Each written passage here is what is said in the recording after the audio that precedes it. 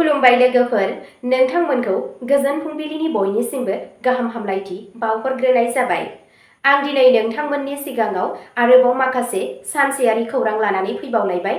आसा खालामो नोंथांमोनहा खौरांखौ खोनासंनानै मोजां मोनगोन।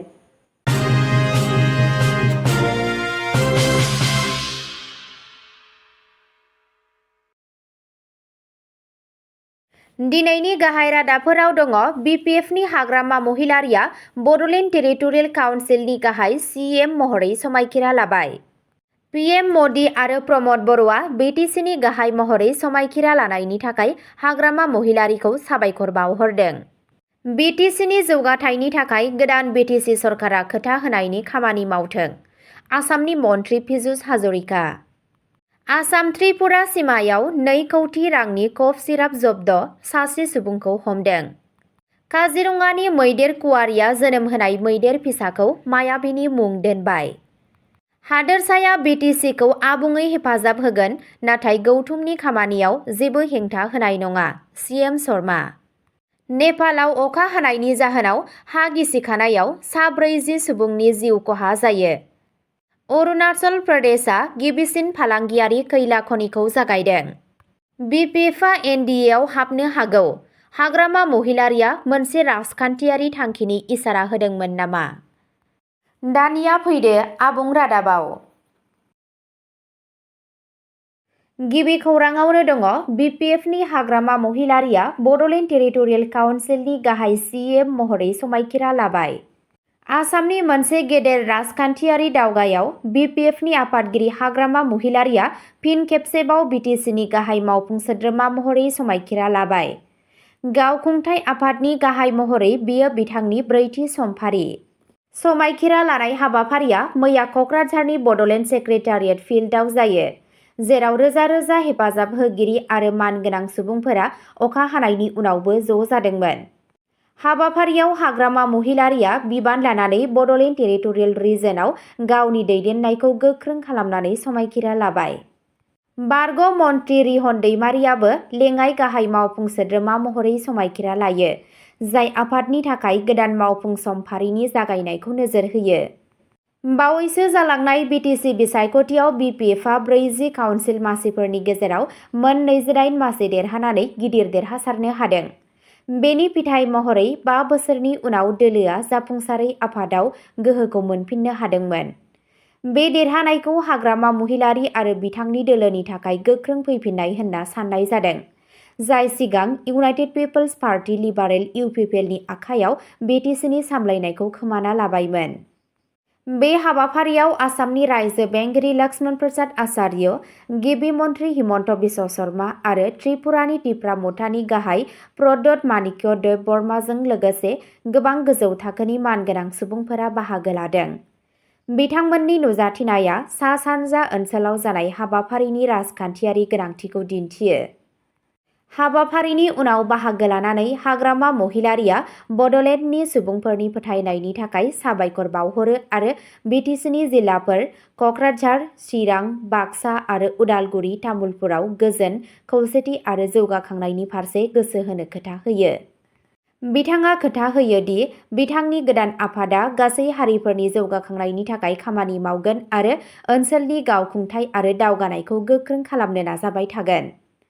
बे समायखिरा लानाया बड'लेण्ड ओनसोलनि थाखाय मोनसे गोनांथार राजखान्थियारि माइल खुन्थिया जानानै दं। गोदानै बिथोन होनायजों BPFनि दैदेननाया ओनसोलाव गोबां बोसोर राजखान्थियारि बादायलायनायनि उनाव दिदोमथि आरो जौगाथाय लाबोगोन होननानै मिजिंथिनाय जादों।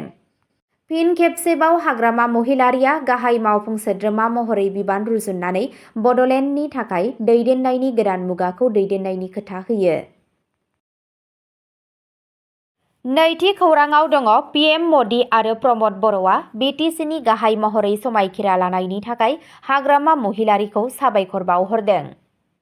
प्राइम मिनिस्टार नरेन्द्र मदि बिथाङा बड'लेण्ड टेरिटरियेल काउन्सिल BTCनि गाहाय मावफुं सोद्रोमा महरै समायखिरा लानायनि थाखाय श्री हाग्रामा महिलारिखौ साबायखर बावदों। ससियेल मिडियायाव मोनसे पस्टनि गेजेरजों गाहाय मन्त्रि बिथाङा महिलारि आरो बिथांनि हान्जाखौ गोदान बिबान लानायनि थाखाय हामलायथि बावहरो। बिथाङा खोथा होयो दि मिरु आरो हादोरसा सरकारा बड'फा उपेन्द्रनाथ ब्रह्मनि थांखिखौ जाफुंहोनो आरो ओनसोलाव गासै बिथिङावनो जौगाखांनायखौ थि खालामनायाव BTC खुंथायखौ हेफाजाब होबाय थागोन। मदिनि बिबुंथिया बड'लेण्डआव गोजोन आरो दावगानायनि थाखाय मिरुनि रादायथिखौ दिन्थियो। गोदान आफादनि दैदेननायाव खौसेथि आरो समावेशी जौगाथायनि सायाव नोजोर होयो। फारसेथिं बिटिआरनि बारग' दैदेनगिरि प्रमद बर'आबो 5थि BTCनि गाहाय मावफुं सोद्रोमा महरै समायखिरा लानायनि थाखाय हाग्रामा महिलारिखौ साबायखर बावहरो। ससियेल मिडिया पस्टनि गेजेरजों बर'आ आफादनि साफ्रोमबो गोदानै सायख'जानाय सोद्रोमाफोरनो हामलायथि बावहरो आरो बड'लेण्ड ओनसोलनि सुबुंफोरनि थाखाय गोसो होसारनानै खामानि मावनो खावलायो। बिथाङा बिटिआरआव सुबुंखान्थिखौ गोख्रों खालामनो थाखाय गावनि रादायखौ फिन खेबसे फोरमायो आरो गासै हारिनि थाखाय गोजोन, दावगानाय आरो आबुं जौगानायखौ रोखा खालामनो थाखाय खौसेयै नाजानायनि गोनांथिखौ फोरमायो। बर'आ BTCनि खौसेथि आरो जौगानायनि लामाखौ जौगाहोनो थाखाय जयै खामानि मावनो थाखाय साफ्रोमबो दैदेनगिरिफोरखौ खावलायो। थामथि खौराङाव दङ BTCनि जौगाथायनि थाखाय गोदान BTC सरकारा खोथा होनानै खामानि मावथों। आसामनि मन्थ्रि पीयूष हाजरिका। आसामाव बड'लेण्ड टेरिटरियेल काउन्सिलनि थाखाय मोनसे गोदान आयदा जागायदों मानोना हाग्रामा महिलारिया फिन खेबसेबाव गाहाय मावफुं सोद्रोमा महरै समायखिरा लाबाय। BTCनि गाहाय महरै बिथांनि 4थि समफारि। क'क्राझारनि बड'फा नोगोर गेलेग्रा फोथाराव रायजो बेंगिरि जगदीश प्रसाद आचार्य आरो गुबुन गुबुन बिथांमोननि नुजाथिनायाव गेदेर समायखिरा लानाय हाबाफारिखौ खुंफुंनाय जायो। बे हाबाफारिनि उनावनो आसामनि मन्थ्रि पीयूष हाजरिका बिथाङा गोदान सरकारखौ साबायखर बावो आरो मिजिं थिदों दि बेयो बड'लेण्डनि जौगानायाव आबुं गोसो होसारनानै खामानि मावगोन। बिथाङा बुङो दि गोदान BTC सरकारा बड'लेण्डनि जौगाखांनायनि थाखाय खोथा होनाय आरो खौसेथिनि गोसोजों खामानि मावथों। चिफ मिनिस्टार हिमन्त बिश्व शर्मा बिथाङा BTCखौ गोजोन, खौसेथि आरो जौगानायाव मदद होनो थाखाय आसाम सरकारनिफ्राय आबुं हेफाजाब होनोबो खोथा होयो। गोदान दैदेननाय आरो गोबां मिजिंथिनायजों लोगोसे गासै बड'लेण्डनि सुबुंफोरा आथिखालाव BTC आरो हादरसा सरकारनि गेजेराव गोख्रै जौगाखांनाय आरो गोख्रों हेफाजाबनि थाखाय मिजिंथिदों। 4थि खौराङाव दङ आसाम त्रिपुरा सिमायाव 2 कौटि रांनि कफ सिराप जब्द, सासे सुबुंखौ हमदों। फेग्रा मुवा फालांगि खालामनायनि हेंथायै मोनसे गिदिर सिग्रोमनायाव आसाम पुलिसआ आसाम त्रिपुरा सिमायाव फ्राय 2 कौटि रांनि गुजुनाय सिरापनि गिदिर केप जब्द खालामदों। बे जथायखौ श्रीभूमि ओनसोलनि चुराइबारियाव सरासनस्रा पुलिस नायबिजिरबाय थानाय समाव खालामनाय जादों। मोनसे खौरां मोननायनि उनाव पुलिसआ कलकातानिफ्राय फैनाय गंसे ट्राक रेजिस्ट्रेशन नम्बर WB23D7167 खौ होबथायो। गारि नागिरनायाव मावख'गिरिफोरा 144 कार्टनाव 21,000निबो बांसिन कफ सिराप ब्रान्डेड ESKUF बथल मोनो। बथलफोरखौ सोलोजों ड्रामफोरनि सिङाव दोनखोमादोंमोन। गुजुनायनि सिरापआव क'डिन फस्फेट थायो, जाय NDPS एक्टनि सिङाव होबथाजानाय मुलि। सोनाब बेंगलनि साजाद आफ्रिदी मुंनि ट्राक सालायगिरिखौ हमनाय जादों। पुलिसआ फोथायो दि बे आयेन बेरेखा मुवा बेसादफोरखौ सा-सानजा ओनसोलफोराव आरोबाव रानसारनो थाखाय त्रिपुरायाव सिखावै दैथायहरगासिनो दंमोन। बे सिखाव फालांगिजों लोब्बा थानाय सुबुंफोरखौ नागिरनो थाखाय दा नायबिजिरनाया सोलिगासिनो दं।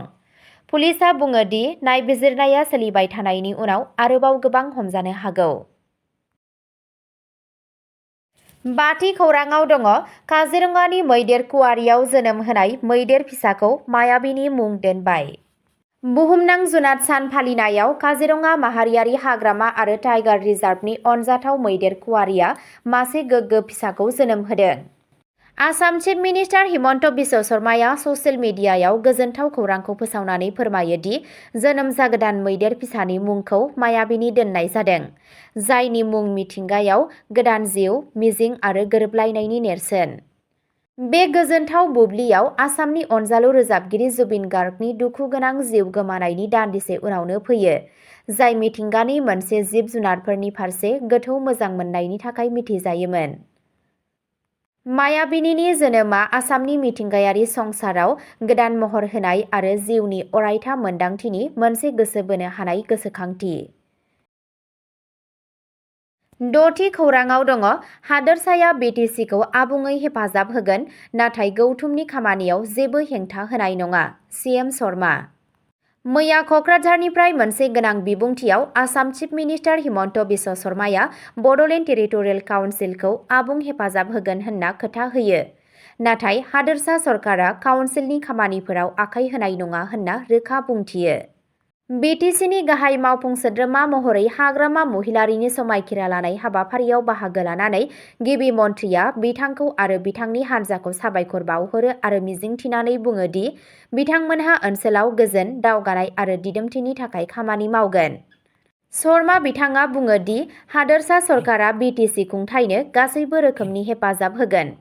थेवब्लाबो बिथाङा बे बाथ्रायाव गोजोर होनानै बुङो दि गौथुमा गावनि थिरांथाफोराव आबुं गावखुंथाय दं, जेराव हा आरो होखारनायजों सोमोन्दो थानाय आयदाफोर दं। बिथाङा हाग्रामा महिलारिजों गावनि गोलाव समनि सोमोन्दोखौ मुंख'नानै बुंबावो दि बड'लेण्डआव जौगाखांनायखौ गोख्रों खालामनो थाखाय BPF आरो BJP दोलोनि गेजेराव साबसिन गोरोबलायनायनि थाखाय सावरायगासिनो दं।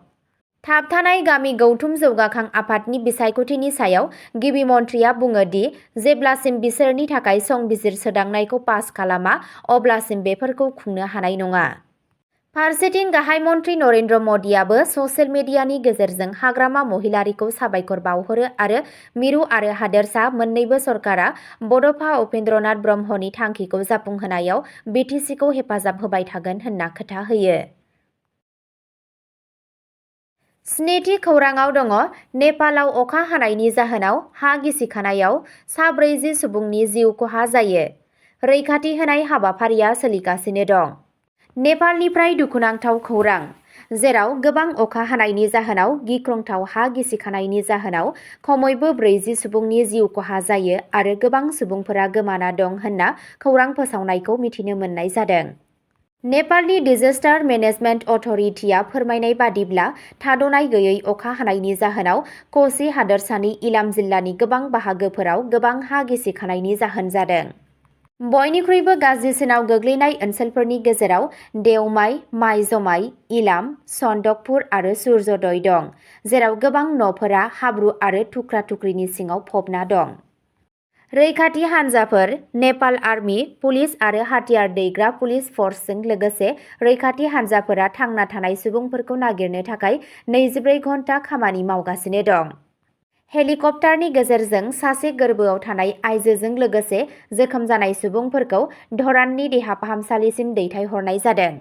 मावख'गिरिफोरा रौहट आरो खाथि खालानि गुबुन जिल्लाफोराव सारअन्थाइ गावनायनि जाहोनाव थैनायखौबो रोखा खालामदों।